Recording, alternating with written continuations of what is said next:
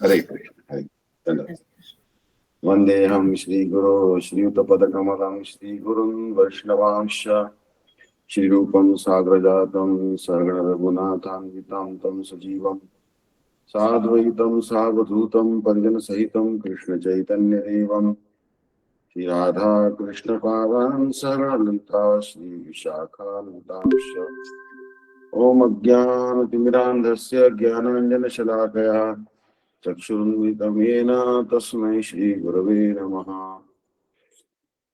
First of all, upon my billions of obeisances to lotus feet of Asmadi Guru Pad Padmanitula Prashtajat Guru Shishimad Bhaktivedanta Narayan Goswami Maharaj Trinity Swami Shisham Bhaktivedanta Gandhi Maharaj Namishta Santushta Aniruddhas Prabhuji.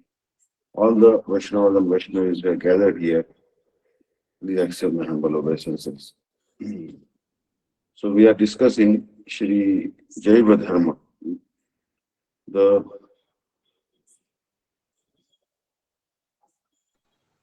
Hare Krishna Maharaj, Dandavat Pranams. Danda. Hare Krishna, Hare Krishna, Hare Krishna, Dandas. So we are discussing Shri Jaiva Dharma. Jaiva Dharma is a very wonderful scripture.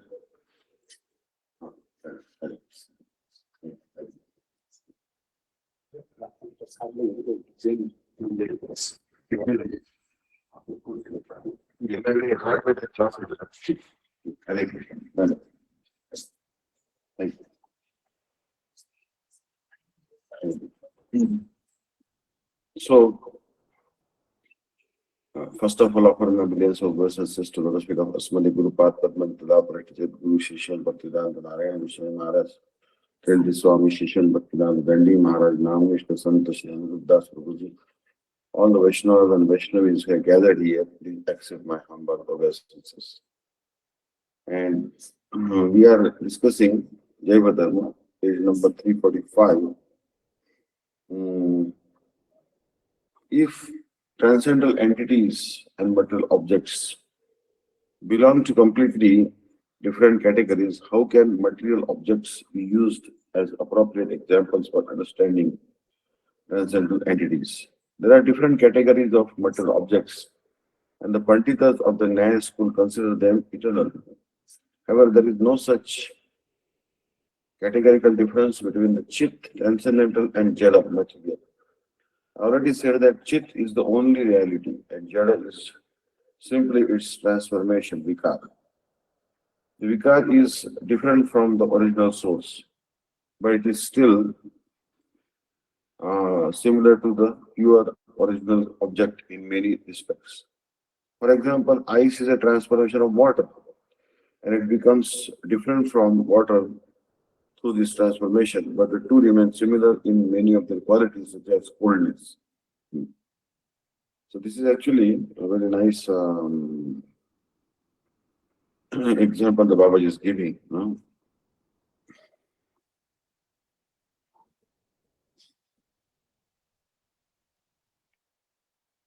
And here, there are different categories of material objects, and the particles of the land we consider them eternal. However, there is no such categorical difference between the Chit, transcendental, and Jada material. I already said that Chit is the only reality and Jada is simply its transformation, Vikara. The Vikara is different from the original source, but is still similar to the pure original object in many respects. For example, ice is a transformation of water, and it becomes different from water through this transformation. But the two remain similar in many of their qualities, such as coldness. Hot and cold water do not both have the quality of cold, but their quality of fluidity is the same. Therefore, the crystal object uh, certainly remains some similarity to the pure object. According to this principle, the transcendental chit world can be understood to some extent, with the help of material examples. Again, by adopting the logic of Arundhati Darshan, One can use material examples to understand something about the spiritual nature. Krishna's pastimes are certainly spiritual, and there is not even the slightest shade of material mood in there.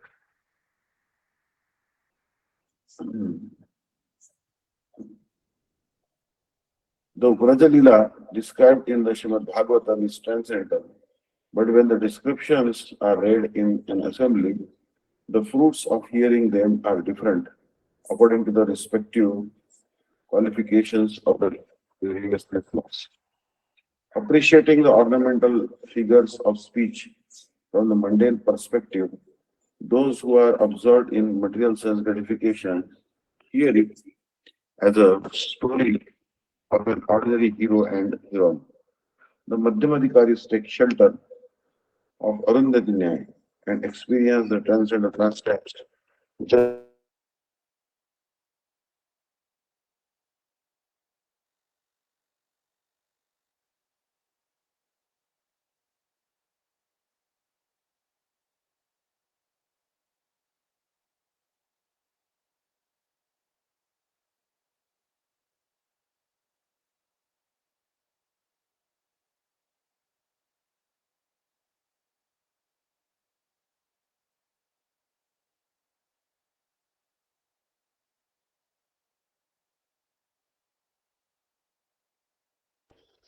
without taking share of the principles that I have.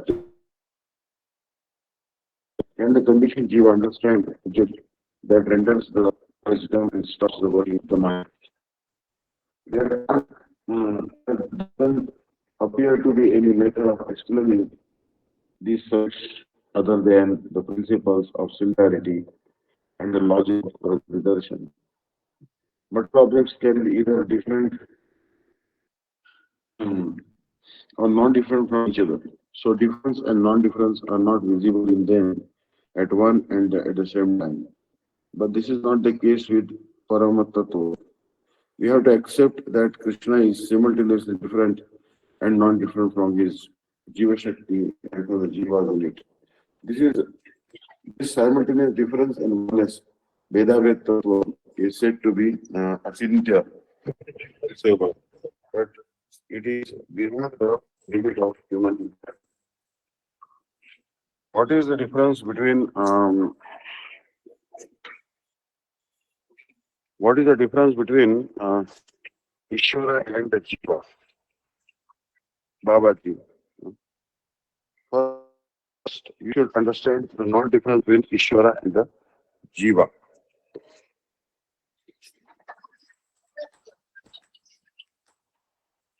महाराज हरि कृपा प्रभु बात करना चाहता है phone number है हाँ है हरि और अभी आप जा सकते हैं हेलो क्लास में हूँ हाँ जी ठीक है हरि कृपा से बात हाँ हरे Krishna What is the difference between Ishvara and the Jiva? First, you should understand the difference between Ishvara and the Jiva. And after that, I will explain that. I'll explain their eternal difference. Ishvara is the embodiment of knowledge, Jnana Swarup, and the knower, Jnana Swarup. One who considers or it reflects, one who, one who considers or reflects Buddha Swarup and the Bhoktru Swarup. He is self-effulgent, so Prakash, and he also illuminates others, Prakash. He has his own dhats, Maya, and he is the knower of all, Kshetrajna. The Jiva too is the form of knowledge, the knower and the enjoyer. He too is self-effulgent and he illuminates others. And he too has desires and is the knower of his own field, Kshetrajna. From this perspective, there is no difference between them. However, Ishwar is omnipotent, and by dint of this omnipotence, He is the basis of all these qualities, which are present in him in full. These qualities are also present in the atomic jiva, but only to a minor degree. Thus, the nature and form of Ishvara and the jiva are eternally different from each other, because one is complete and the other is minute. And at the same time, there is a lack of distinction between Ishvara and the jiva, because their qualities are similar. Ishvara is the Lord of Swarup Shakti, Jiva Shakti, and Maya Shakti. Because of the completeness of the internal potency, Atma Shakti. Shakti is his maid servant, and he is the Lord of Shakti, who is activated by his desire. This is the Swarup of Ishvara. So the qualities of Ishvara, though the qualities of Ishvara are present in the Jiva to a minor degree, the Jiva is nonetheless under the control of Shakti. The word Maya has been used in Dashamula not only to indicate material Maya, but also to indicate Swarup Shakti. Miyate Anaya iti Maya. Maya is that by which things can be measured. The word Maya refers to the Shakti that illuminates Krishna's identity in all the three worlds, namely the Chit Jagat, Achit Jagat, and Jiva Jagat. Krishna is the controller of Maya,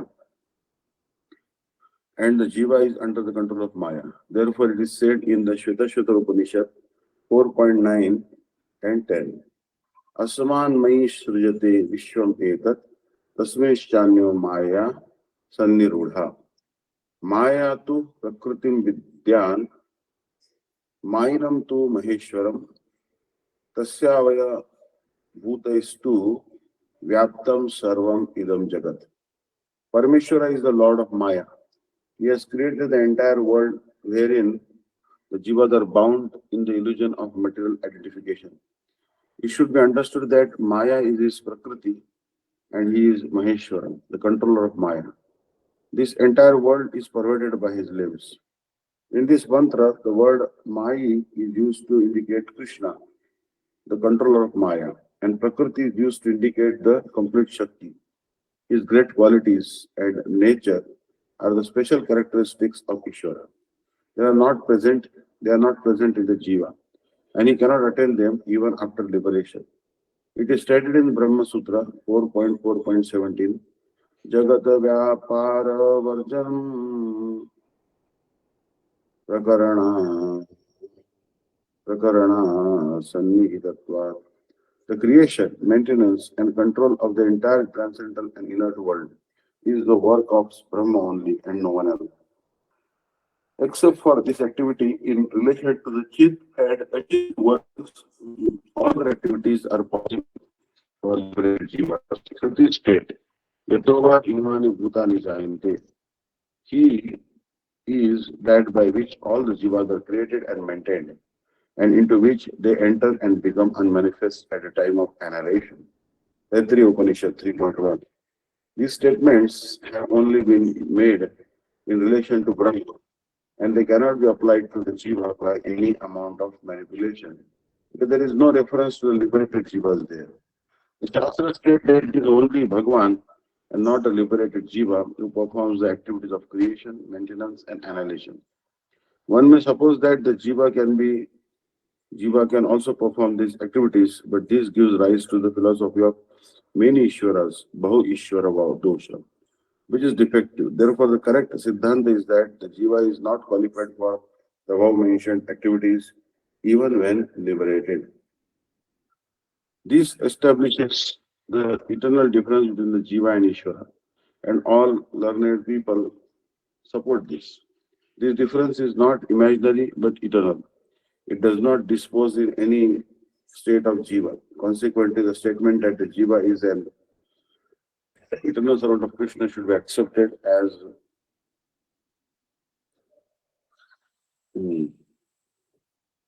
consequently the statement that the jiva is an eternal servant of Krishna should be accepted as a fundamental statement, Mahavakya. If one can only prove the eternal difference between Ishvara and the Jiva, how can one accept the oneness? Another point is that if there is oneness, do we have to accept a state of merging with Ishvara, Nirvana? Babaji, no, not at all. The Jiva is not one with Krishna at any stage. Vrajanath. Then why have you spoken about Achinta Veda Veda, inconceivable oneness and difference? Babaji, from the qualitative perspective of Chit Dharma, there is oneness between Krishna and the Jivas. But from the quantitative perspective of their essential nature and individual personalities, Swarita, there is eternal difference between them. Despite the eternal oneness, it is the perception of difference that is literally prominent. Though the Abheda Swarup is an accomplished fact, there is no indication that any such state has independent existence. Rather, it is the manifestation of Nitya Bheda, eternal difference, that is always prominent. In other words, where eternal difference and eternal oneness are present simultaneously, the perception of Bheda is stronger. For example, let us say the owner of a house is called Devadatta. His house is simultaneously a Devadatta, independent of Devadatta, and Sadevadatta, identified with Devadatta. Even though from some points of view it may be considered independent of Devadatta, still its specific characteristic of being identified with Devadatta eternally exists. Similarly, in the case of Ishvara and the Jivas, non-difference or oneness is not part of the essential identity, even at the stage of Swarupa Siddhi. Just as the house can be called both Adevadatta and Sarvadevadatta. From one perspective, it may be viewed as Adevadatta, but still the real identity is Sadevadatta. Let me give you another example from the material world. Sky is a material element, and there is also a basis, and it is also a basis of its existence, and there is also a basis for its existence.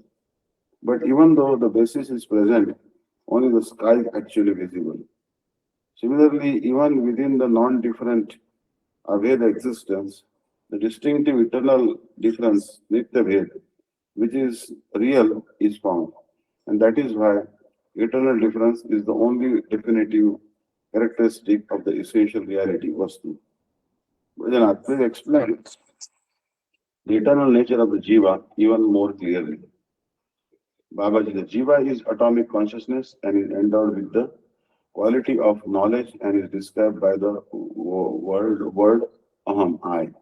He is the enjoyer, the thinker, and the one who comprehends. The Jiva has an eternal form which is very subtle. Just as the different parts of the gross body, the hands, legs, nose, eyes, and so on, combine to manifest a beautiful form when established in their respective places. Similarly, a very beautiful atomic spiritual body is manifest, which is composed of different spiritual parts. However, when the jiva is entangled in Maya, the spiritual form is covered by two material bodies. One of these is called the subtle body, Linga Sharir, and the other is called the gross body, Stula Sharir. The subtle body, first to which is the first to cover the spiritual body, is unavoidable, apariharya, from the beginning of the jiva's conditioned state until the liberation.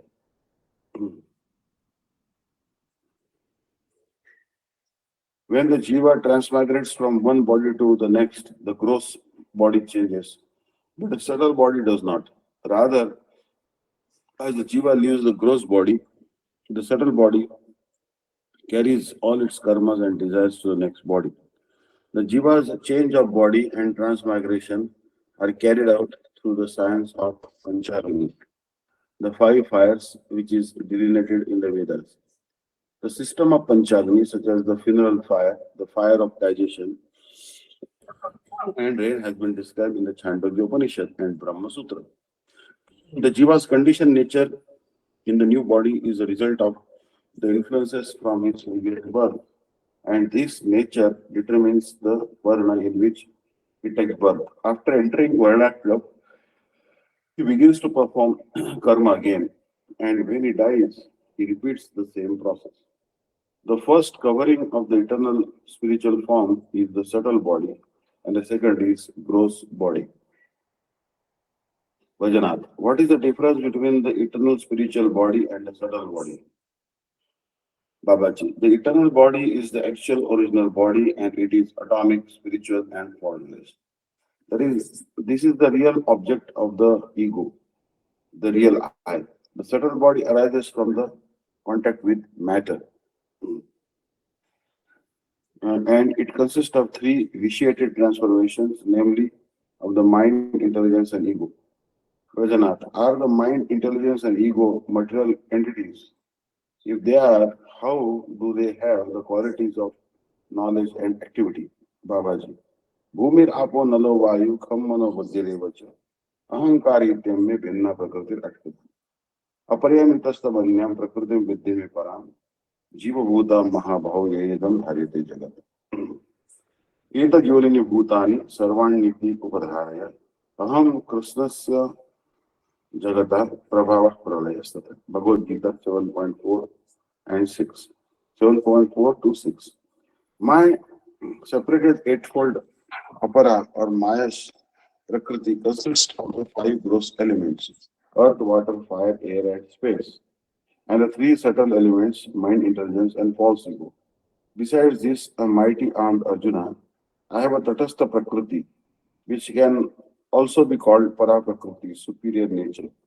That Prakriti in the form of consciousness and the jivas. All the jivas who have manifested from this para prakriti make the inner world full of consciousness. The jiva shakti is called tatastha because it is eligible for both worlds, the spiritual world, which is manifest from my antaranga shakti, and the material world, which is manifest from my bahiranga shakti. Since all created entities are manifested from these two types of prakriti, you should know that I, Bhagavan, am the sole original cause of creation and destruction of all the worlds of the moving and non-moving beings.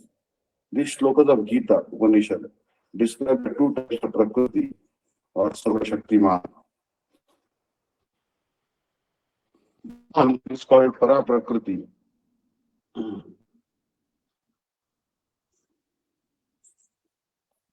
So these shlokas of Gita Upanishad describe the two types of Prakriti or of Shakti, Prakriti of Sarvashaktiman Bhagavan. One is called Para Prakriti, the superior energy, and other is called Apara Prakriti, the inferior energy. They are also known as Jiva Shakti and Maya Shakti respectively. The Jiva Shakti is called Parashakti of Swift Shakti, the superior Shakti because it is full of spiritual atomic particles. The Maya Shakti is called Apara, inferior because it is material and inert, Jada. The Jiva is a completely separate entity from the Apara Shakti, which contains eight elements, the five gross elements, earth, water, fire, air, and space, and the three subtle elements, mind, intelligence, and ego. These last three material elements are special. The aspect of knowledge that is visible in them is material and not spiritual. The mind creates a false world by basing its knowledge of sensual objects on the images and influences that it observes from gross objects in the mundane realm. This process has its root in mundane matter, not in the spirit. The faculty that relies on that knowledge to discriminate between real and unreal is called buddhi, which also has its root in mundane matter. The ego or sense of I-ness that is produced by accepting the above knowledge is also material, not spiritual. These three faculties together manifest the jiva's second form, which acts as the connection between jiva and matter, and is called the subtle body, linga sharira. As the ego of the conditioned jiva's subtle body becomes stronger, it covers the ego of his eternal form. The ego in the eternal nature, in relationship to the spiritual son, Krishna, is the eternal and pure ego. And this same ego manifests again in the liberated state. However, as long as the eternal body remains covered by the subtle body, the material self-conception, Jada Viman, arising from the gross and subtle body remains strong, and consequently the Abhiman of relation with spirit is almost absent. The Linga Sharir is very fine, so that the function of the gross body covers it. Thus, identification with the caste, and so on of the gross body arises in the subtle body because it is covered by the gross body. Although the three elements, mind, intelligence, and ego, are material, the Abhiman of knowledge is inherent in them because they are vitiated transformations of the function of the soul, Atma Vritti. Brajanath, I understand the eternal soul of the Jiva to be spiritual and atomic in nature, and within that Swarupa is a beautiful body composed of spiritual limbs. In the conditioned state, that beautiful spiritual body remains covered by the subtle body and the material covering of the Jiva Swarup in the form of the Jada Sharira causes its material transformation, Jada Vikar. Now I want to know whether the Jiva is completely faultless in the liberated state. Bhagavad. The atomic spiritual form is free from defect, but because of its minute nature, it is inherently weak and therefore incomplete. The only defect is that the only defect in that state is that the Jiva spiritual form may be covered through association with the powerful Maya Shakti. It is said in Srimad Bhagavatam 10.2.32, Yanya Arvindaksh Mukta Manas, Vai Astabhavat Avshuddha Buddhaya, Arya Prakshara Param Padam Tataha, Patanti Adho Anadruta Ishwanagaya. O lotus-eyed Lord, non-devotees such as the Gyanis, Yogis, and initiates falsely consider themselves to be liberated, but their intelligence is not really pure because they lack devotion. They perform severe austerities and penances and achieve what they imagine to be the liberated condition, but they still fall from there into a very low condition due to neglecting the Lord's feet. This shows that the constellation of Jiva will always remain incomplete, no matter how elevated a stage the liberated Jiva may achieve. That is the inherent nature of the Jiva Tattva, and that is why it is said in the Vedas that Ishvara is the controller of Maya, where the Jiva, whereas the Jiva remains eligible to be controlled of Maya in all circumstances. Thus ends the chapter, 15th chapter of the Jayavada entitled Prameya Jiva Tattva. Commentary in the form of chapter endnotes by Sri Srimad Bhaktivedanta Narayan Goswami Maharaj. From chapter 345, Arunati is a very small star which is situated close to the Vashishta star in the Saptarshi constellation, the Great Bear. In order to view it, its location is first determined by looking at a bigger star beside it. And if one looks carefully, one can see Arundhati close by. Similarly, the Madhyam Adhikari, although taking help from the senses and language of the material world in describing the spiritual world, realizes and sees the Aprakrit Tattva after having applied the Anjan, ointment of prema to the eyes of bhakti. Chapter 16, Prameya, Jiva is possessed by the Maya.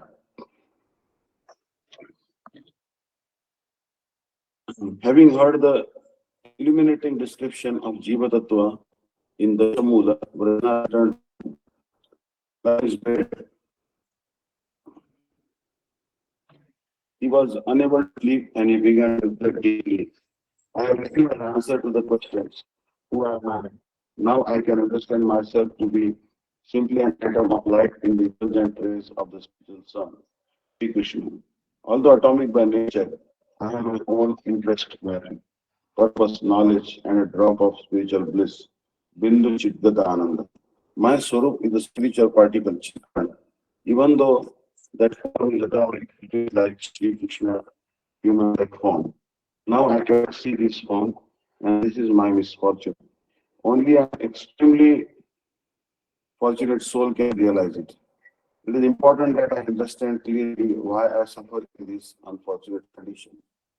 Tomorrow I will talk about this from Sri Gurudev. Thinking thus, he finally fell asleep at around midnight. Before dawn, he dreamed he had left his family and accepted Vaishnav dress. When he awoke, he joyfully thought, it appears that Krishna will soon pull me out of this samsara. The next morning, while he was sitting on the porch, some students approached him, offering their respects. They said, "For a long time, you have taught us very nicely, and under your guidance, we have learned many profound subject matters pertaining to Nyaya. We hope that you will now instruct us on Nyaya Kusumanjali." With great humility, Vajranath replied, "My dear brothers, I am unable to teach you anymore, for I cannot fix my mind on teaching at all. I decided to take another path. Under these circumstances, I suggest that you study under the guidance of some other teacher." When they heard this, the students became unhappy. Since there was nothing that they could do, gradually one by one they began to leave. About that time, Mishra Ghatak, came to the house to present a proposal to Brajanath's paternal grandmother for his marriage. He said, "I am sure you know Vijayanath Bhattacharya. His family is good and quite well off. Thus, it will be a suitable match for you. Most importantly, this girl is as qualified as she is beautiful. On this side, Bhattacharya will make no conditions regarding the marriage of his daughter with Vajanath. He is ready to marry her in whichever way you desire." Hearing this proposal, Vajanath's grandmother became exhilarated. But Vajanath felt dissatisfied with his heart. Alas, he thought, my grandmother is arranging my marriage while I am planning to leave my family and the world. How can I feel happy to discuss marriage at this time? Later, there was an intense struggle of arguments and counter arguments in their home regarding marriage. Bhadranath's mother, grandmother, and other elderly ladies were on one side, while on the other, completely alone, was Bhadranath. The ladies insisted in various ways that Bhadranath should get married, but he did not agree. The discussion continued the entire day. Around evening time, it began to rain heavily and kept pouring throughout the night, so that Bhadranath could not go to marriage. The next day, because of the heated arguments about marriage, he could not even eat his meals properly. In the evening, he went to Babaji's cottage. He paid obeisances and sat down close to Babaji. He said, "Yesterday night it was raining quite heavily. That's probably why you couldn't come. Seeing you today gives me much happiness." Bhaginath said, "Prabhu, I'm facing a problem which I will tell you about later. First, please explain to me if the Jiva is a pure spiritual entity.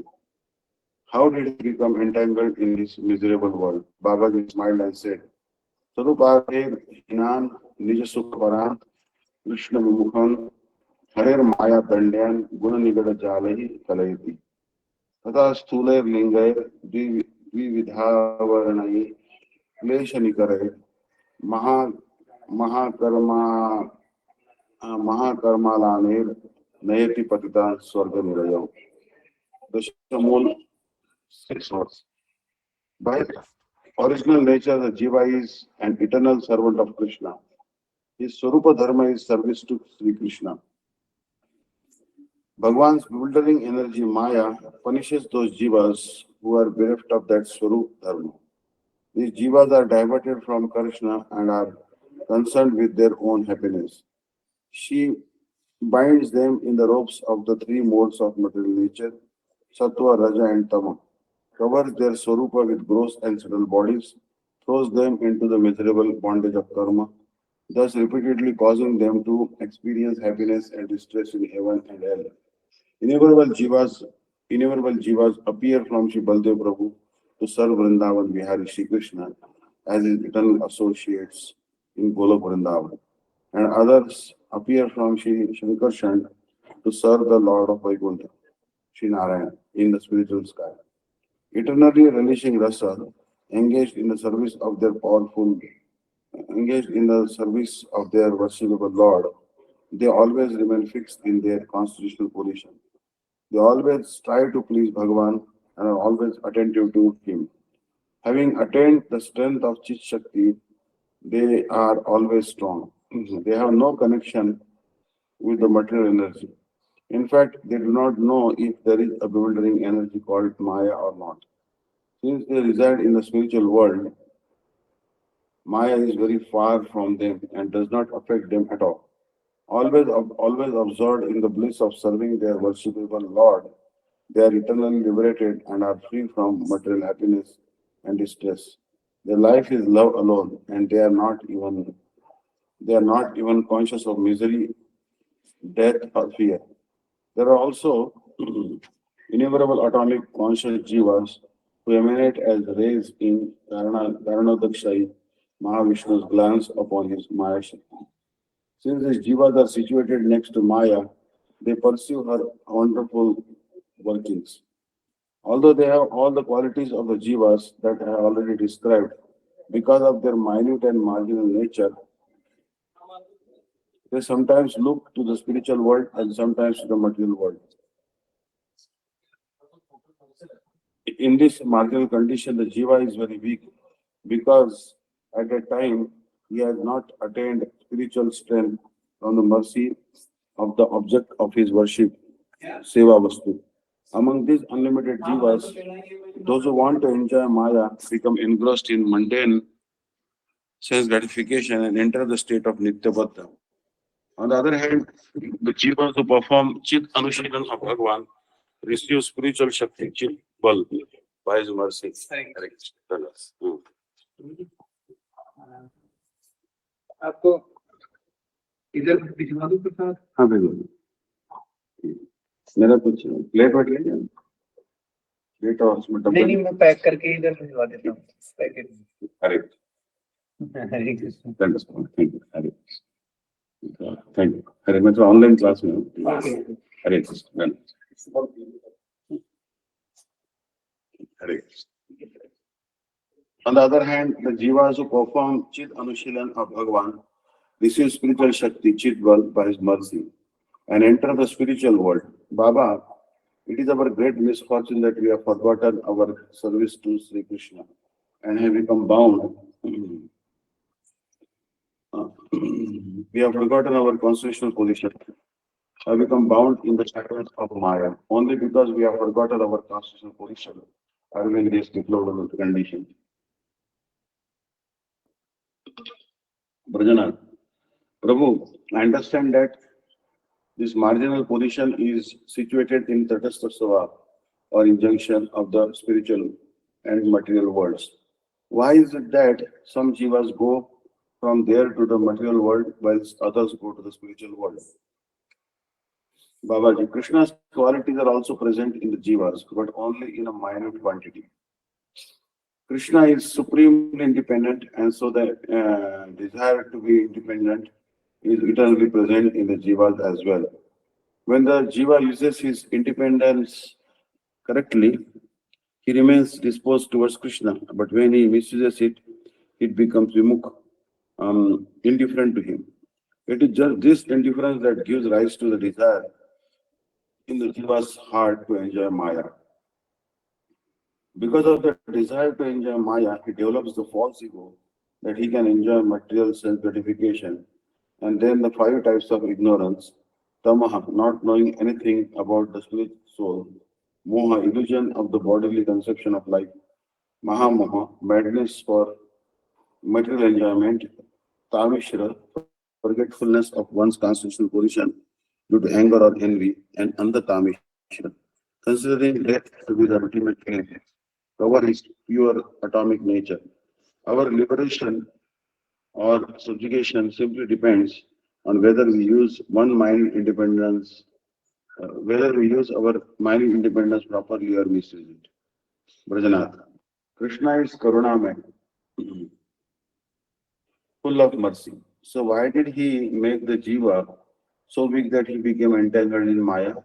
Babaji, it is true that Krishna is Karunamay, overflowing with mercy. However, he is also Leelamay, overflowing with desire to perform pastimes. Desiring various pastimes to be enacted in different situations, Sri Krishna made the jivas eligible for all conditions from the marginal state to the highest state of Mahava. And to facilitate the jivas progressing practically and steadfastly towards becoming qualified for Krishna's service, he has also created the lower levels of material existence, beginning from the lowest inert beings matter up to the ahankar, which are the cause of unlimited obstruction in attaining Paramananda. Having fallen from their constitutional position, the jivas who are entangled in Maya are indifferent to Krishna and engrossed in personal sense gratification. However, Sri Krishna is the reservoir of mercy. The more the jiva becomes fallen, the more Krishna provides him with opportunities to attain the highest spiritual perfection. He brings this about by appearing before him along with his spiritual dham and his eternal associates. Those jivas who take advantage of this merciful opportunity and sincerely endeavor to attain the higher position gradually reach the spiritual world and attain a state similar to that of Sri Hari's eternal associates. Well, why must the jivas suffer for the sake of Bhagavan's pastimes? Babaji, the jivas possess some independence. This is actually a sign of Bhagavan's special mercy upon them. Inert objects are very insignificant and worthless because they have no such independent desire. The jiva has attained sovereignty of the inert world only because of his independent desire. Misery and happiness are conditions of the mind. Thus, what we consider misery is happiness for one engrossed in it. Since all varieties of material sense gratification finally result in nothing but misery, a materialistic person only achieves suffering. When that suffering becomes excessive, it gives rise to a search for happiness. From that desire, discrimination arises, and from discrimination, the tendency for inquiry is born. As a result of this, one attends satsanga, the association of saintly people, whereupon Shraddha develops. When Shraddha is born, the jiva ascends to a higher stage, namely the path of bhakti. Gold is purified by hitting and hammering. Being indifferent to Krishna, the jiva has become impure through engaging in mundane sense gratification. Therefore, he must be purified by being beaten with the hammer of misery on the anvil of this material world. By this process, the misery of the jiva averts to Krishna finally culminates in happiness. Suffering is therefore just a sign of Bhagavan's mercy. That is why far-sighted people see the suffering of jivas in Krishna's pastimes as auspicious, though the nearsighted can only see it as an inauspicious source of misery. Vardhanath. The jiva suffering in this conditioned state is ultimately auspicious. But in the present state, it is very painful. Since Krishna is omnipotent, couldn't he think of less troublesome path? Babaji. Krishna's Leela is extremely wonderful and of many varieties. This is also one of them. If Bhagavan is independent and almighty and performs all God's pastimes, why should this be the only pastime that he neglects? No pastime can be rejected if there is to be full variety. Besides, the participants in the other types of pastimes also must accept some sort of suffering. Shri Krishna is the agent, Purusha, and the active ingredient, active agent, Karta. All ingredients and paraphernalia are controlled by his desire and subject to his activities. It is natural to experience some suffering when one is controlled by the desire of the agent. However, if that suffering brings pleasure in the end, it is not true suffering. How can you call it suffering? The so-called suffering that one undergoes in order to nourish and support Krishna's pastimes is actually a source of delight.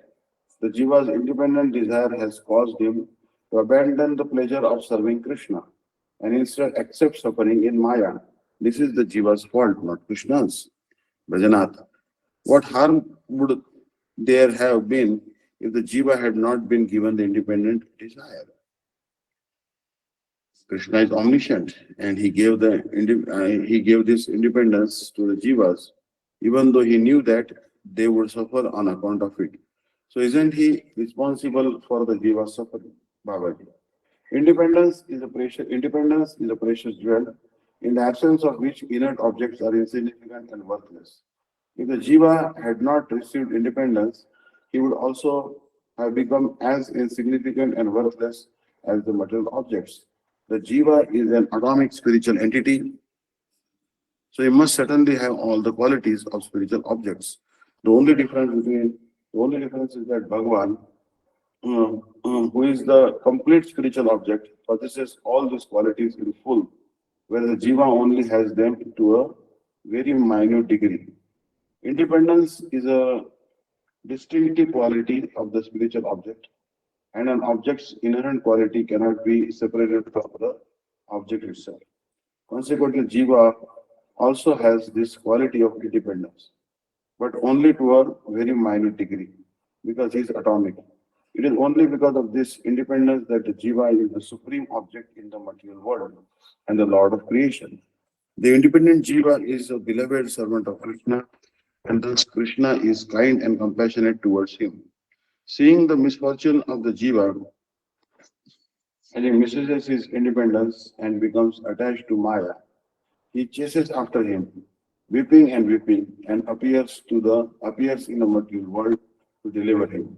Shri Krishna, the ocean of compassion, his heart melting with mercy for the jivas, manifests his Achintya Lila in the material world, thinking that his appearance will enable the jiva to see his nectarian pastimes. However, the jiva doesn't understand the truth about Krishna's pastimes even after being showered by so much mercy. So Krishna then descends in Srinavadip in the form of Guru. He personally describes the supreme process of chanting his name, form, quality, and pastimes, and personally instructs and inspires the jiva to take to this path by practicing it himself. Baba, how can we accuse Krishna of being at fault in any way when he is so merciful? His mercy is unlimited, but our misfortune is lamentable. Bharjanath, is Maya Shakti the cause of our misfortune then? Would the jivas have had to would the jivas have had to suffer like this if the omnipotent and omniscient Shri Krishna had kept Maya away from them? Babaji, Maya is a reflected transformation of Krishna's internal potency, Sarup Shakti, and it is like a fiery furnace where the jivas who are not qualified for Krishna's seva are chastised and made fit for the spiritual world. Maya is Krishna's maidservant. In order to purify the jivas who are turned against Krishna, she punishes them, gives opportunity to appropriate therapy, and purifies them. The infinitesimal jiva has forgotten that he is an eternal servant of Krishna, and for this offense, Maya, taking the form of a witch, Pishachi, punishes him. This material world is like a jail, and Maya is the jailer who imprisons the enstrained jivas and punishes them. A king constructs a prison for the benefit of his subjects, and in the same way, Bhagwan has shown his immense mercy towards the jivas by making this prison-like material world and appointing Maya as its custodian.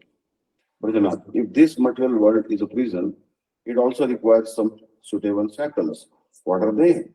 Babaji, Maya incarcerates the offensive jivas with three types of shackles: those made of goodness, sattva gun; those made of passion, rajogun; and those made of ignorance, tamogun. These fetters, these fetters bind the jiva whether his inclination is tamasic, rajasic, or even sattvic. Shackles may be made of different metals, such as gold, silver, or iron, but that makes no difference to the pain of being bound by them. How can the shackles of Maya bind atomic conscious jivas? Babaji, objects of this material world cannot touch spiritual objects. However, as soon as the jiva develops the conception that he is an enjoyer of Maya, his atomic spiritual form is covered by the subtle body made of false ego. That is how the shackles of Maya bind his legs. The jivas having a sattvic ego resides in the higher planets and are called devatas. Their legs are bound by sattvic shackles made of gold. Rajasic jivas conviction of the proper propensities of the devatas and of the human beings, and they are confined in the Rajasic shackles made of silver. And the Tamasic jiva, who are mad to taste Jadananda, bliss derived from dull matter, are bound in Tamasic iron shackles. Once the jivas are bound in these shackles, they cannot leave the prison. Even though they suffer various types of miseries, they remain in captivity. Bharganath, what sort of karma activities do the jivas perform while confined in Maya's prison? Babaji, initially the jiva performs karma to provide himself with his desired pleasure in accordance with his material propensities. Then he performs karma activity to try to dispel the miseries that result from being bound by the shackles of Maya. Brajanath, please explain the first type of karma in detail. Babaji, the covering of the gross material body has six stages, namely birth, existence, growth, creating byproducts, decline, and death. These six transformations are the inherent attributes by the gross body, and hunger and thirst are its deficiencies. The pious jiva, who is situated in the material world, is controlled by eating, sleeping, and sensual activities as his material sense desires dictate. In order to enjoy material comforts, he engages in a variety of activities, karma, that are born of his material desires. During the course of his lifetime, he performs 10 types of purificatory ceremonies, punya samskara, and 18 other sacrificial rites prescribed in the Vedas. His intention is to accumulate pious credits through these karmas so that he can enjoy material pleasures by taking birth in a Brahminical or other high class family in this world, and thereafter have worldly pleasures in the higher planets. Thus, he undertakes the path of karma. In contrast, impious conditioned jivas take shelter of adharma and enjoy sense gratification sacrilegiously by performing various types of sinful activities. Jivas in the first category attain the higher planets and enjoy celestial pleasures as a result of their pious activities. When this period of enjoyment ends, as it must, they take birth in the material world again as human beings or in other life forms. Jivas in the second category go to hell because of their sinful activities, and after suffering a variety of miseries there, take birth on earth again. That the jivas bound in Maya and entangled in the cycle of karma wander hither and thither, seeking to enjoy sense gratification. Independently, he also enjoys some temporary pleasures as a result of past activities, punya karma, and suffers miseries because of his papa sins. Bhardanath, please describe the second type of karma. Babaji, the jiva, situated in the gross body, undergoes immense sufferings due to the deficiencies of the gross body, and he performs various types of karma in an attempt to minimize these miseries. He collects various foods and drinks to assuage his hunger and thirst, and he toils arduously to earn money so that he can buy food easily. He collects warm clothes to protect himself from the cold and marries to satisfy desire for sensual pleasures,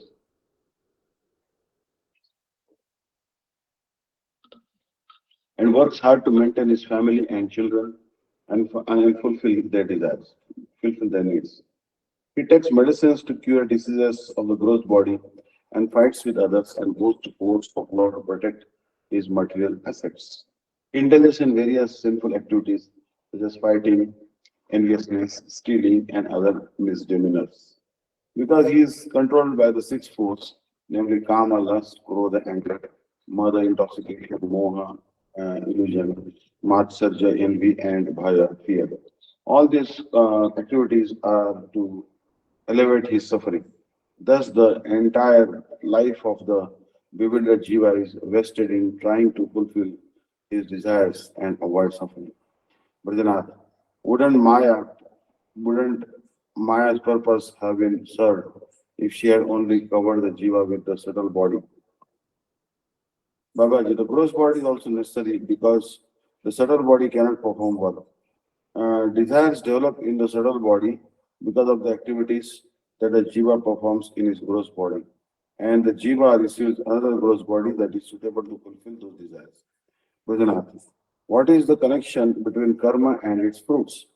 According to the Mimamsa school of the thought, Ishvara cannot award the fruits of karma because he is only an imaginary object.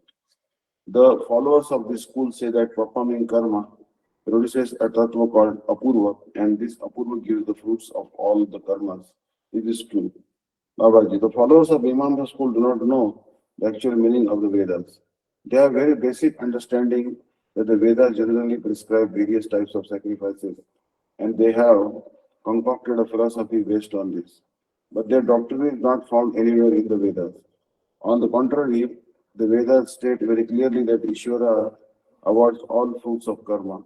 For example, Shvetashvatara Upanishad 4.6, Mundaka Upanishad 3.1.1, and the Veda 1.164.21 state. Dva Suparna Savija Sakhaya, Samana Viksham Parishasvajate, Tair Anyam Pipalam Sadhyati, Anashan, Anashnan Anya Avijapashita. Hiradakashayi Vishnu and Jiva are residing in this temporary body like two friendly birds in a people tree.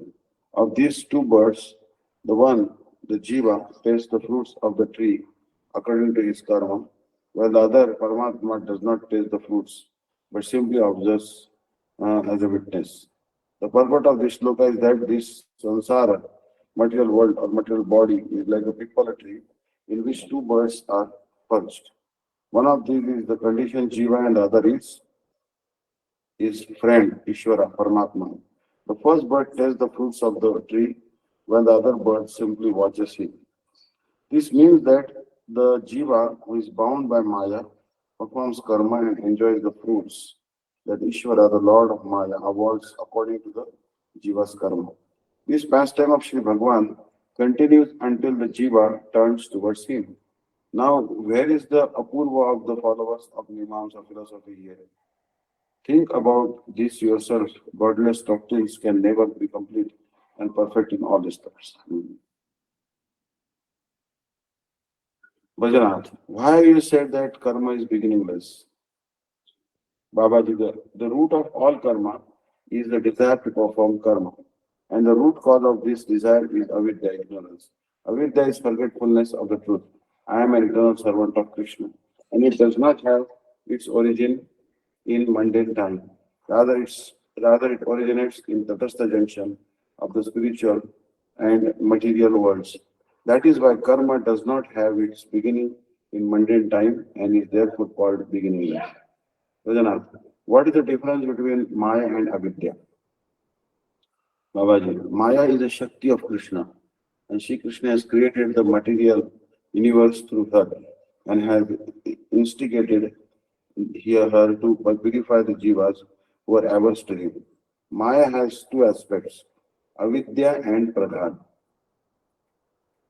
Avidya is related to the jivas, whereas the pradhan is related to the inert matter. The entire inert mundane world has originated from pradhan, whereas the jiva's desire to perform material activity originates in avidya. So there are also two other divisions of Maya, namely Vidya, knowledge, and Avidya, forgetfulness, both of which are related to the Jiva. Avidya binds the Jiva, whereas Vidya liberates him. The faculty of Avidya keeps working as long as the aparadhi Jiva continues to forget Krishna. But when he becomes favorable to Krishna, this is replaced by the faculty of Vidya. Brahma Gyan and so on are only particular activities of the faculty of knowledge, Vidyavritti.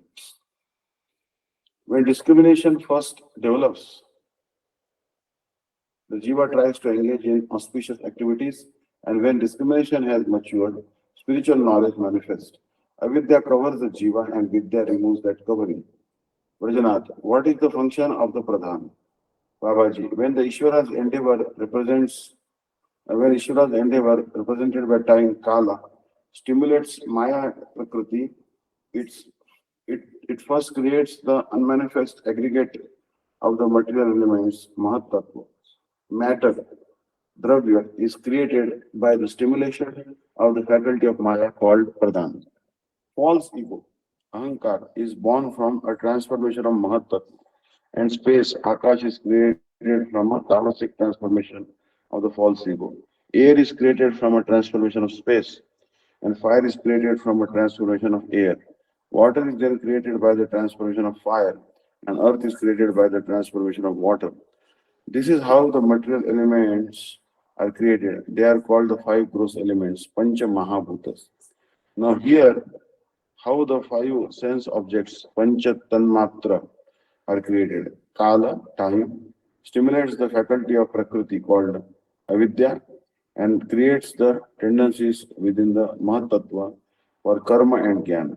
When the karma propensity of Mahatattva is transformed, it creates knowledge, jnana, and activities, kriya, from sattva and rajagunas respectively. Mahatattva is also transformed to become ahankar. Intelligence, buddhi, is then created from a transformation of ahankar. Sound, shabda, which is the property of space, akash, is created from the transformation of buddhi. The property of touch, sparsha, is created from the transformation of sound, and it includes both touch, quality of air, and sound, quality of space. Prana, life air, oja, energy, and bala, strength, are created from this quality of touch. From a transformation of touch, the property of form and color in illuminating objects is generated. Fire has three qualities, namely food, touch, and sound. When this quality is transformed by time, it is transformed into the four qualities taste, rasa, form, touch, and sound in water. When they are further transformed, the result is the five qualities in earth which are smell, gandha, taste, form, touch, and sound. All the activities of transformation take place by the appropriate aid of the Purusha in his form of consciousness, Chaitanya. There are three kinds of ahankar: Vaikarik, Sattvic, Tejas, Rajasic, and Tamas. The material elements are born from Sattvic ahankar, and the ten senses are born from the Rajasic ahankar. There are two types of senses, those acquiring knowledge, jnana indriya, and the working senses, karma indriya. The eyes, ears, nose, tongue, and skin are five senses for acquiring knowledge and speech. Hands, feet, anus, and genital are the five working senses. Even if the five gross elements, Pancha Mahabhuta, combine with the subtle elements, Sukshma Bhuta, there is still no activity unless the atomic conscious jiva enters into them. As soon as the Anuchit jiva, who is a localized particle within the ray of Bhagavan's glance, enters into the body made of Mahabhuta and Sukshma Bhuta, all the qualities are set in motion. The sattvic and rajasic gunas become fit to function when they combine with the tamasic objects that are a transformation of pradhan. One should deliberate on the function of avidya and pradhan in this way. There are 24 elements of Maya. The five gross elements, Mahabhutas, namely earth, water, fire, air, and space, and the five sense objects, namely smell, taste, form, touch, and sound. The five senses for acquiring knowledge, the five working senses, mind, intelligence, chitta, and ahankar. These are the 24 elements of material nature. The atomic conscious jiva, who enters into the body made of 24 elements, is the 25th element, and Paramatma Ishvara is the 26th. Varjana. Please tell me how much of the human body, whose size is 3.5 cubits, 7 spans, is occupied by the subtle cover, and how much by the gross cover, and in which part of the body does the conscious jiva reside? Babaji, the five gross elements, the five sense objects, pancha, tanmatra, and the ten senses altogether comprise the gross body. The four elements, mind, intelligence, and chitta, and ahankar, form the subtle body and or linga sharira. The conscious jiva is the one who falsely relates to the body and objects related to the body as I and mine, and due to that misidentification has forgotten his true nature. He is extremely subtle and beyond mundane space, time, and qualities. In spite of being very subtle, he pervades the entire body, just as the pleasurable effect of a minute drop of Harichandan Bindu um, spreads all over the body when it is applied to one part, and so the atomic jiva also. So the atomic jiva too is the knower kshetragya of the whole body and the experiencer of its pain and pleasures. Vrajanath, if the jiva performs karma and experiences pains and pleasures, where is the question of Ishvara's active involvement? Baba ji. Jiva is the instrumental cause, and when he performs karma, Ishwar acts as the effective cause and arranges for the fruits of the karma that the jiva is eligible to enjoy. Ishvara also arranges for the future karma for which the jiva has become eligible. In short, Ishvara awards fruits while the jiva influences.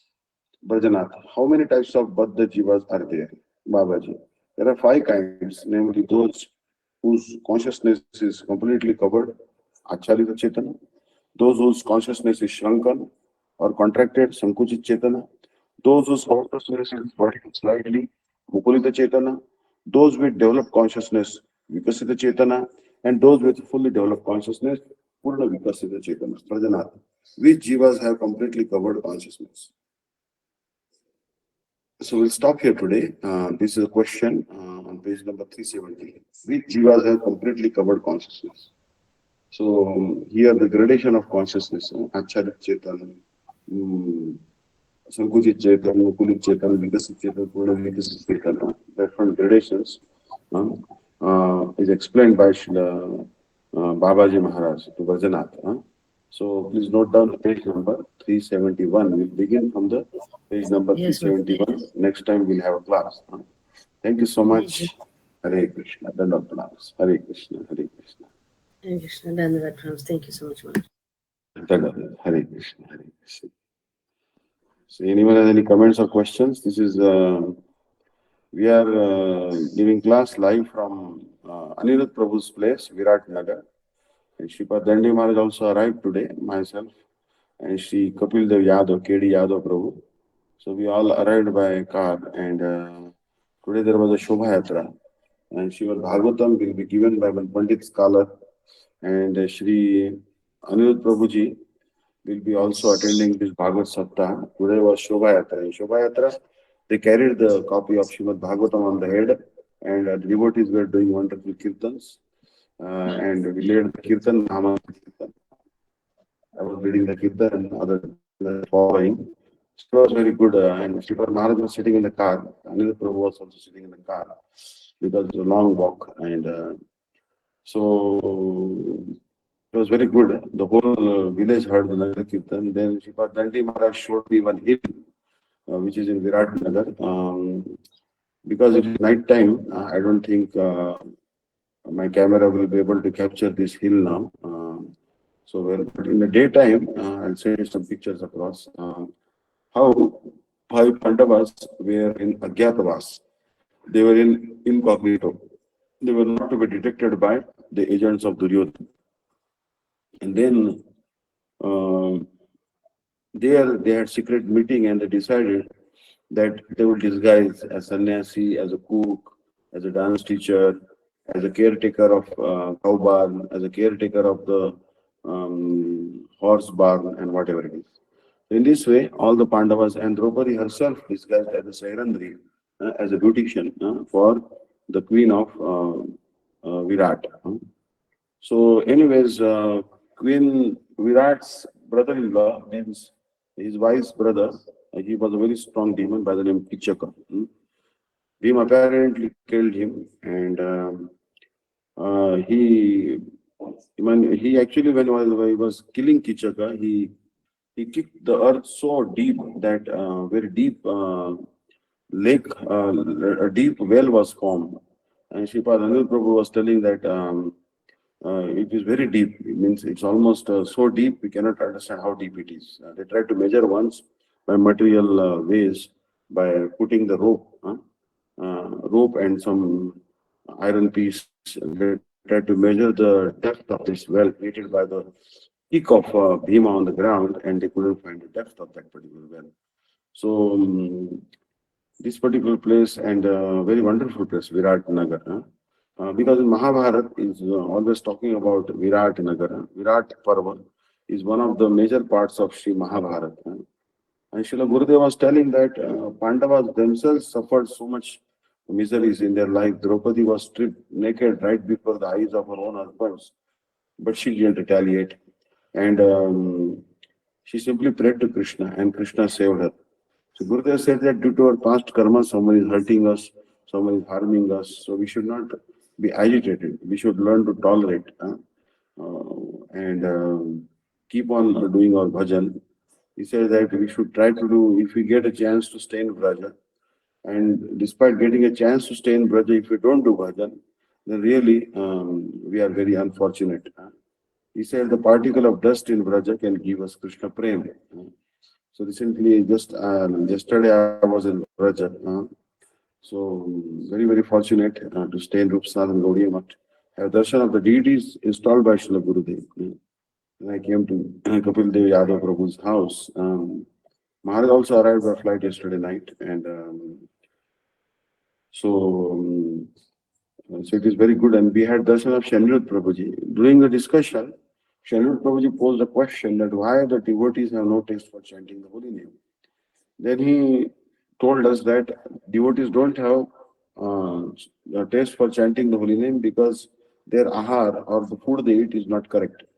So then he told one Hindi proverb that Jaisa ahar vaisa vichar, Jaisi pani vaise vani, Jaisa anna vaisa man.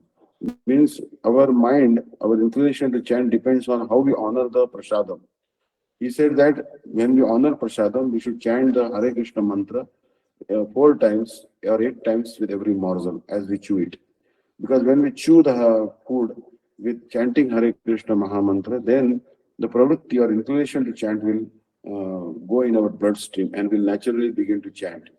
He said that the housewife was cooking food for her husband and her children and her mother-in-law, father-in-law.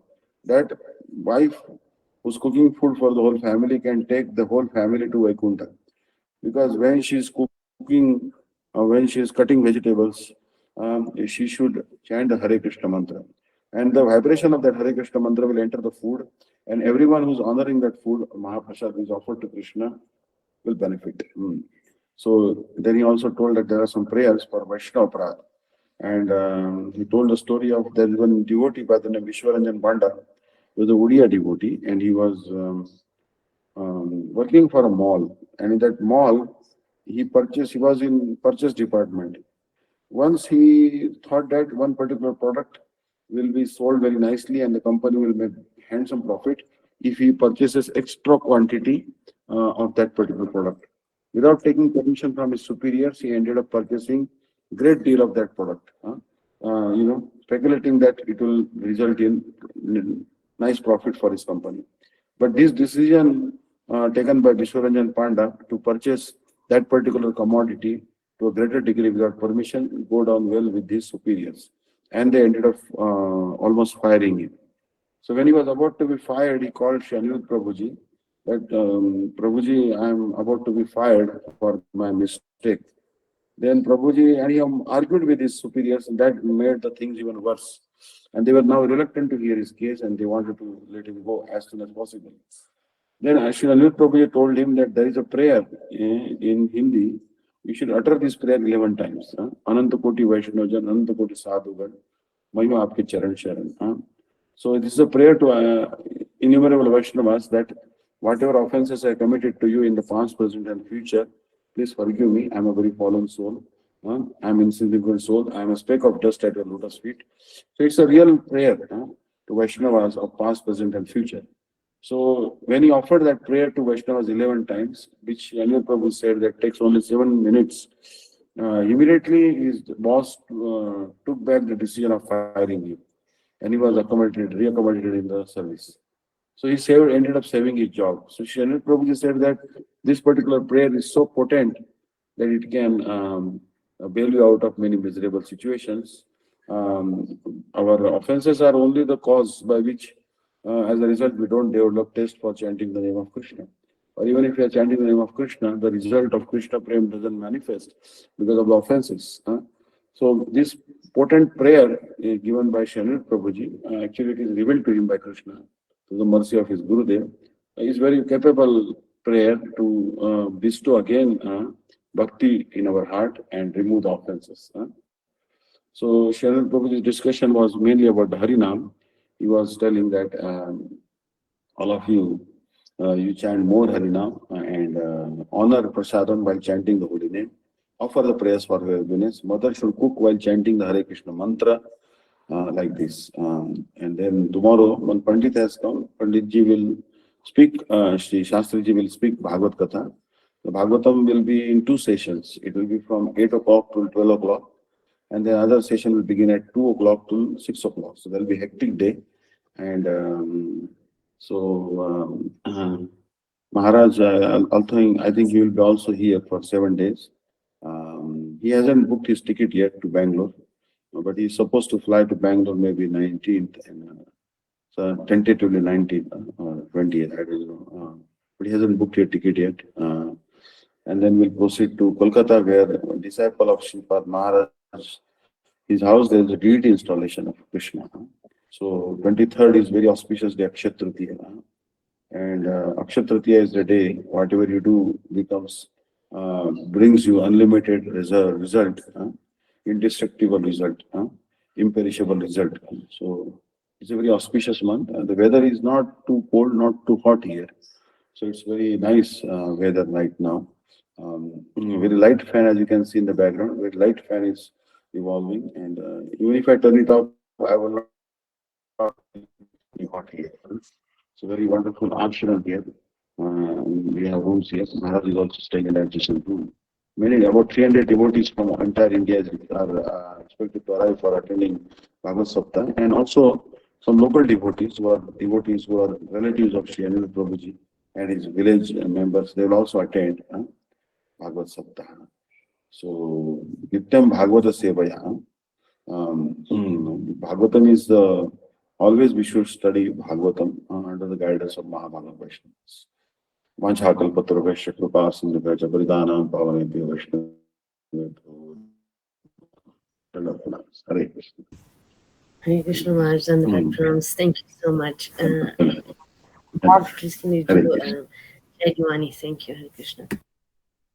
Hare Krishna. Thank you. I'll give Jayadwani. जय श्री श्री गुरु गौरांग गांधर्विका गिरिधारी श्री राधा विनोद जी की जय। जनितला पृष्ठ जगत गुरु शिष्य भक्तिदांत नारायण गोस्वामी महाराज गुरुदेव की जय। जिला पृष्ठम विष्णुपा शिष्य भक्तिदांत वामन गोस्वामी महाराज की जय। जिला पृष्ठम विष्णुपा शिष्य भक्तिदांत त्रिविक्रम गोस्वामी महाराज की जय। जिला पृष्ठम विष्णुपा श्रीमद गौरगोविंद गोस्वामी महाराज की जय। जिला पृष्ठम विष्णुपा श्रीमद भक्तिदांत स्वामी महाराज की जय। आचार्य केशरी श्री श्रीमद भक्ति प्रज्ञान केशव गोस्वामी महाराज की जय। जय नितला पृष्ठम विष्णुपा शिशु सरस्वती ठाकुर की जय।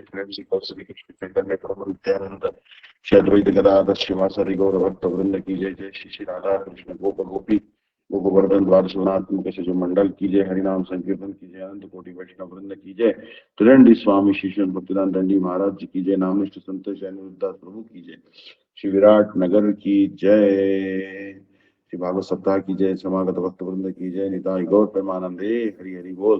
क्षमा करो दया करो कृपा करो रक्षा करो गुरुवे गौरचंद्राय राधिकाय तदालय कृष्णाय कृष्ण भक्ताय तद्भक्ताय नमो नमः। ओम वृंदाय तुलसीदेव्याय प्रियाय केशवस्य च कृष्ण भक्ति प्रत्येवी सत्यवत्ते नमो नमः। वाञ्छाकल्पतरुभ्यश्च कृपा सिन्धुभ्यो च पतितानां पावनेभ्यो वैष्णवेभ्यो नमो नमः। हरि बोल हरि बोल। हरे Krishna. Hare Krishna Sripad Bhakti Vedanta Vishnu Daivata Maharaj ki jai. Vanchaka Paturvyasya Kripa कृपा Sindhudevacha सिन्धुभ्यो च पतितानां Vaishnavibhyo Namo Vaishnavibhyo. Before we go, I want to add something that Shri Anil Shiva. Prabhuji told a story about, he told a story from one book called Bhaktamal. Bhaktamal is a history of many Vaishnavas from all the Sampradayas. It is written by Shri Nabhaji. And in that, a story of one great queen by the name Padmavati comes. She was wife of one king called Madho Singh. So Madho Singh saw that his wife Padmavati, although belonged to the royal class called Rajput dynasty, she used to mingle with sadhus. Generally speaking, all the royal women, they are actually queens. They are supposed to stay in a well. Means they cannot be seen. Their face cannot be seen by the other males, even if they are sadhus. And there is actually a small curtain, which is actually not so transparent, and they can speak even if they have to communicate with males, they have to communicate from behind the well. Huh? Hardly they are allowed to communicate with other males except their husband, and but strictly not with anyone without that well on the face and also in between.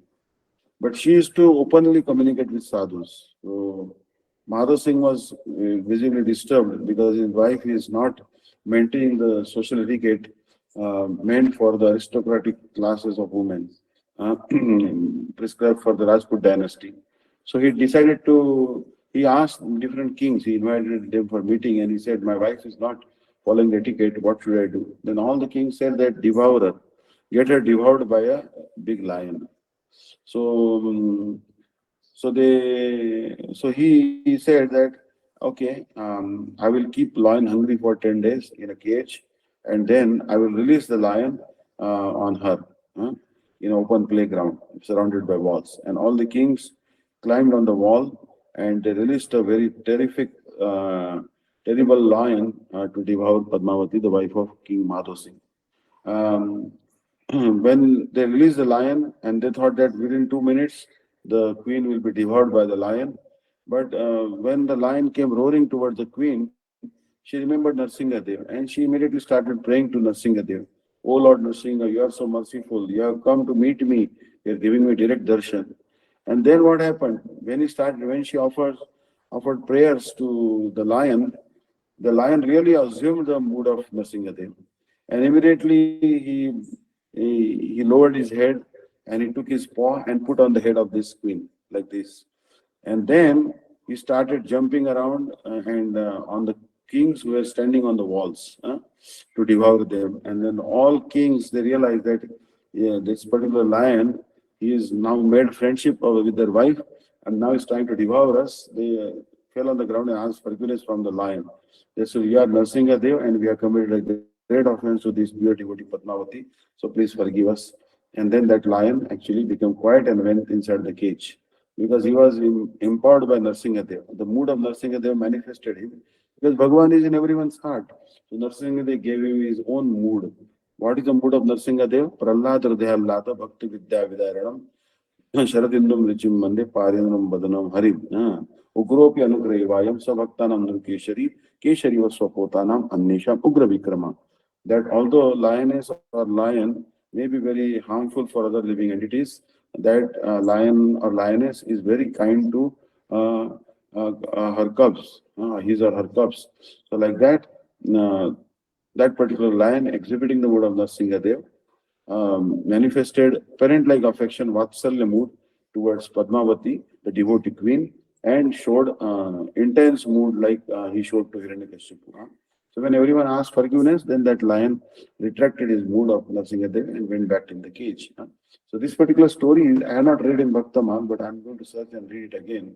But Shanmugh Prabhuji told today that he said the pure devotees, they see Krishna everywhere. Like Padmavati, she saw Krishna even in the lion. Sthabara Jangama Dekhe na Dekhe Taramurti Sarvatra Hai Vija Ishtateva Spurti. Pure devotees, they don't see any moving and non-moving object, but they see their Sri Krishna manifest everywhere. When they see a mountain, they see Giraj Govardhan, they see a river, they remember Yamuna, like this. Hare Krishna. Vancha Kalpatra Vishnu. Dandavats. Hare Krishna. Thank you. Thank you so Vishaka. much. Thank you so much, Raj, for your time. And also, Raj, a quick one. Gurudev's Yasa Puja this year is 24th April. Damodar Prabhu just messaged me to say. So 25th April. Achha. 24th, Maharaj. 24th April. Okay, okay. Yeah. Yeah, It's a yeah. Monday. Yeah. So, yes, because this may be calculated, there are two ways to calculate birthday. There is a lunar calendar and solar calendar. Understand? So, for example, we calculate Gaura Purnima, which is the birthday of Shri Chaitanya Mahaprabhu, which is Falgun Purnima, based on the lunar calendar. So, every year in the solar calendar, it appears on different dates. Sometimes it comes on first. Like, for example, this year it was on 7 March, but next year it will not be on 7 March. It may be a little off. 6 March or maybe 13 March, 14 March, like this. So I do not know on which on what basis he calculated Sripad Dandi Maharaj. But he must have used, I think, a lunar calendar, maybe. Maybe use a lunar calendar. I'll check with him. So that is very nice, and you can glorify Guru Parampara, entire Guru Parampara that day. Like Srila Gurudev used to tell that on the day of appearance day of our own Gurudev, we are not only supposed to worship only our Gurudev, and Gurudev himself, by his own example, is to show that on the appearance day, on his own appearance day, he used to worship Param Gurudev and Guru Panchaka. Guru Panchaka means Gurudev, our own Gurudev, Param Gurudev, Parameshti Gurudev, Paratpar Gurudev means Gurudev, grandfather Gurudev, great grandfather Gurudev, and great great grandfather Gurudev. 5 generations of Guru Parampara. Then Vyasa Panchaka. Vyasa Panchaka is Vyasadev and his 4 disciples, Paila, Jain, Paila, Vaishampayan, like this, Jaimini, like this, and Shurya Goswami. So also you are worshipping Kumara Panchaka. Kumara Panchaka basically 4 Kumaras, Sanat Sanat, Sanatana Sanat, and Shukdev Goswami. You are supposed to worship Tattva. Shri Krishna Chaitanya Prabhu Nityananda Shri Advaita Gadadhar Shri Vasadi Gaurav Bhaktavrinda. One is also supposed to worship Upasa Panchaka. Upasa Panchaka is Gaur Gadadhar, Radha Krishna and Gurudev. This is Upasa Panchaka. Then also, there are 7 Panchakas all in all. So Vyasa Panchaka, Kumara Panchaka, Guru Panchaka, like this. So I will forward that list, and at your place you can try to follow that process. Otherwise, at least remember these 5 Panchakas. At least we should do mental worship called Mansi Puja that day. And one should obviously glorify one's own Gurudev also and worship his predecessor Guru Varga also. So even if one particular Guru is removed from the Parampara, that Parampara becomes incomplete. Gurudev has said like this. That's why it is our duty to worship the entire Guru Parampara that day. Because Gurudev is representative of the entire Guru Parampara. So it's a generally very auspicious day, Vyasa Puja. Guru is called representative of Vyasa. Vyasa is actually, today there was a discussion, and the Sripad Dandi Maharaj asked me that, I visited Shukratal. Shukratal is the tree under which Shukdev Goswami narrated Srimad Bhagavatam to Parikshit Maharaj. Parikshit Maharaj was cursed by one son of one Brahmana by the name Shrungi. The Brahmana's name was Shamika Rishi. So Shamika Rishi was garlanded by the end of bow with a dead snake. Then as a result, his son Shrungi took an offense and he cursed that whoever has garlanded my father with a dead snake will die within 7 days by the bite of a snake.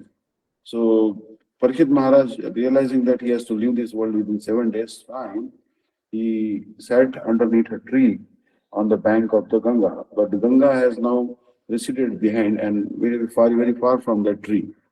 So Sripad Dandi Maharaj has visited that tree, and Shri Aniruddha Prabhu also visited 3 months ago at Shukatal. So Maharaj was telling me that a wonderful thing that he said, he asked the Pujari there, he saw actually 2 deities there.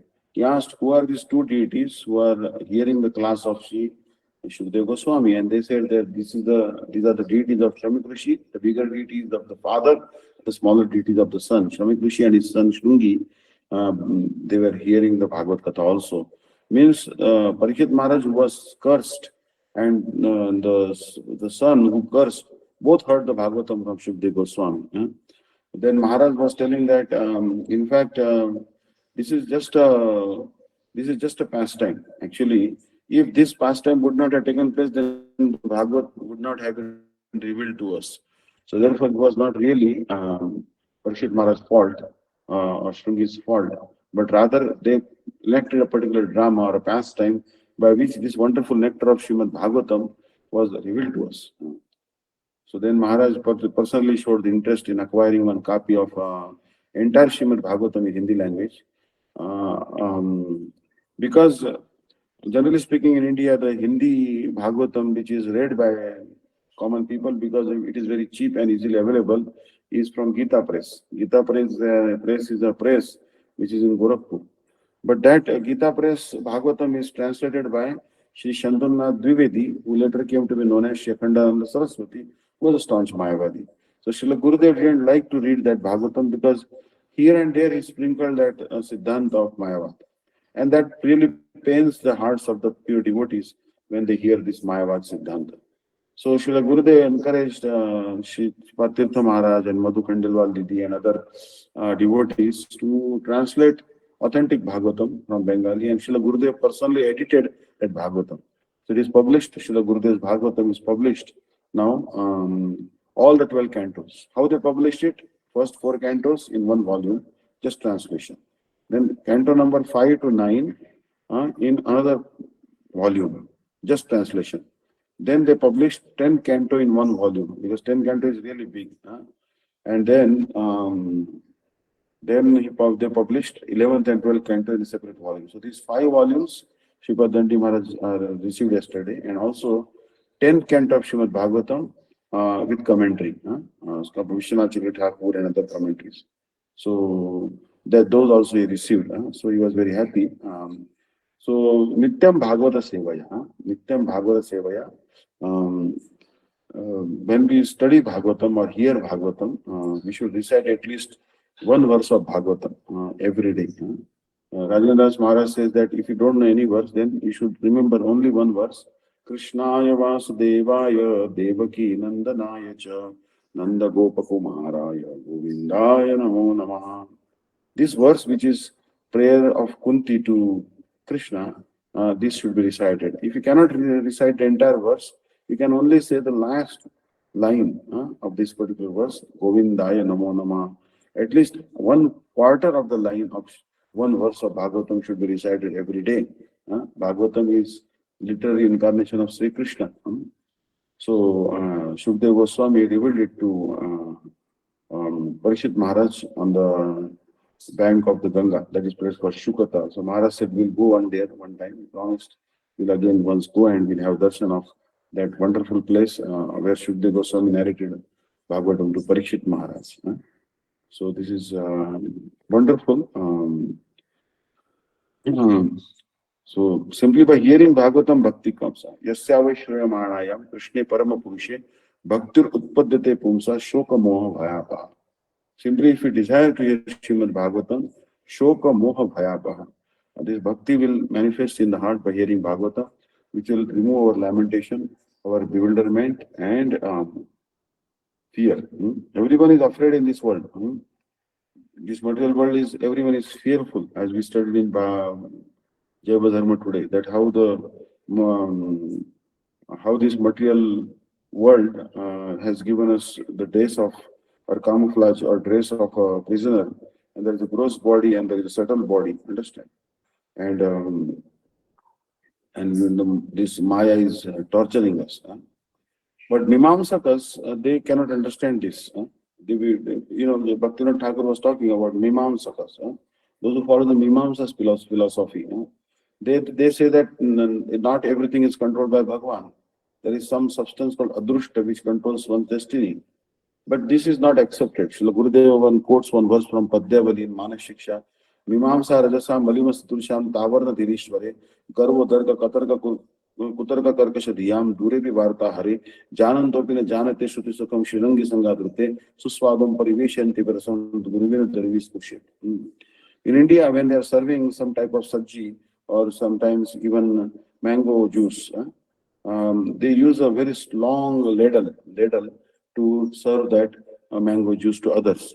Although the ladle is distributing liters and liters of mango juice to others, that ladle herself or itself cannot relish even one drop of that mango juice. So those whose eyes are blinded by this philosophy of Mimamsa, by the dust of this philosophy of Mimamsa, they cannot understand Sri Krishna. They don't know that he is omnipotent, all-powerful, most attractive Supreme Personality of Godhead.